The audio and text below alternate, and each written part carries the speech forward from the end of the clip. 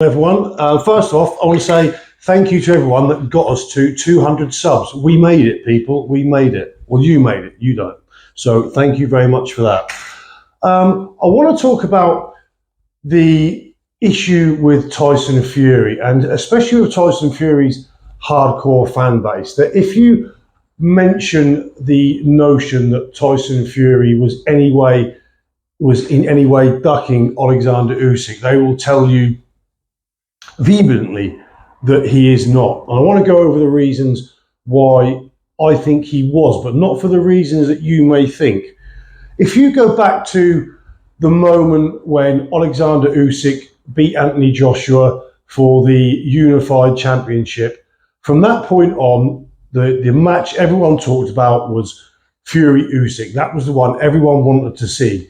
Now, from that period on, it was almost like the Fury propaganda machine set itself in motion, with Tyson Fury at the head of it.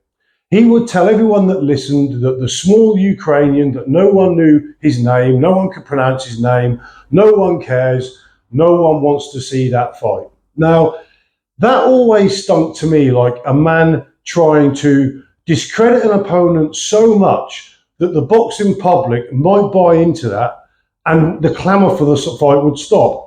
If I tell everyone he's small, he's useless, he's a middleweight, no one knows who he is and no one wants to see it, I'm sure there are a certain amount of the hardcore that would have bought into that to a degree.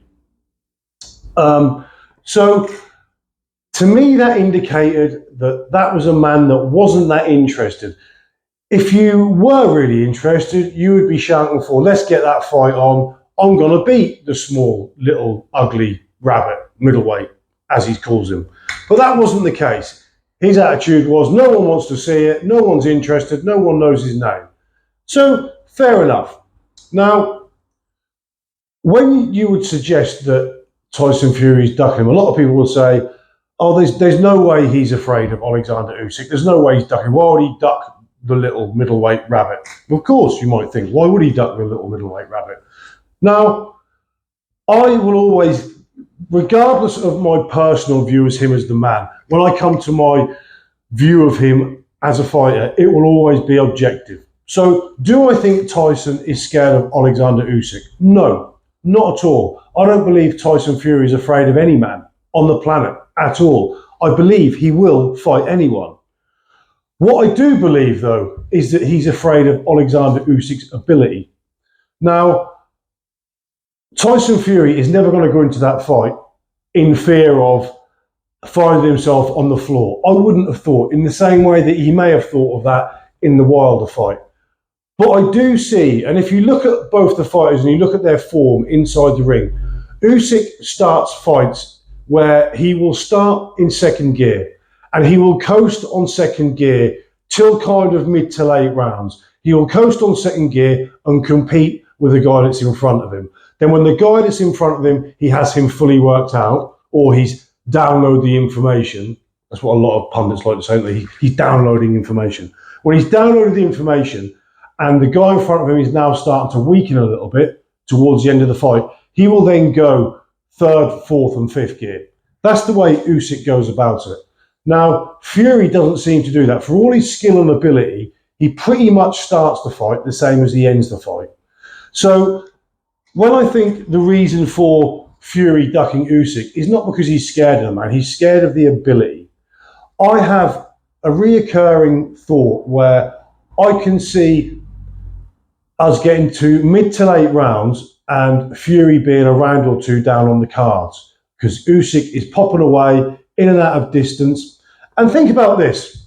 If you look at Fury's last 6 fights, I'm including Ngannou in this, Wilder, for as much of a fan I am, and the size of the heart he's got and the size of the punch he's got, hasn't really got any mobility.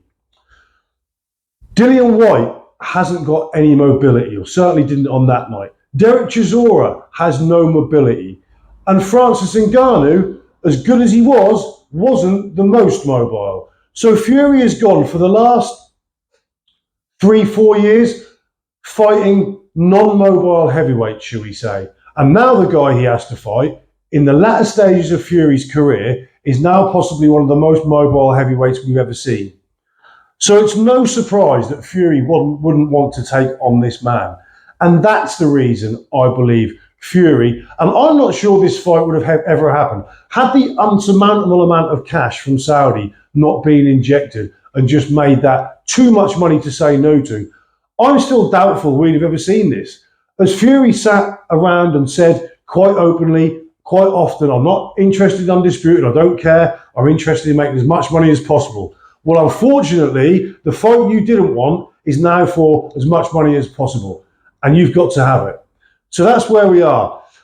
What do you think? Are we to assume, how about this? Let's put it this way. If Fury and Usyk were the same size, same weight, same length, who would you favour then? Now, if you say Usyk, what you're suggesting is that Usyk's skills are far better than Fury's, in which Fury's only advantage is size and length. Now, that would equate to Usyk only have to worry about dealing with his size and his length, which is that a massive problem to work out? Usyk, with the intelligence he's got and the intelligence of his team, do you think they can't solve that problem? And look, I would edge towards Fury. I will, just on the common sense. He's the bigger, is he stronger? Would we say he's stronger? But he's the bigger, longer man. He's not the most mobile. He hasn't got a better engine, and his punch output is massively lower than what Usyk's is. So do we all view this kind of the wrong way? Because on a skills level, I think most of us would put Usyk on top. We would give Usyk more attributes than we would Fury.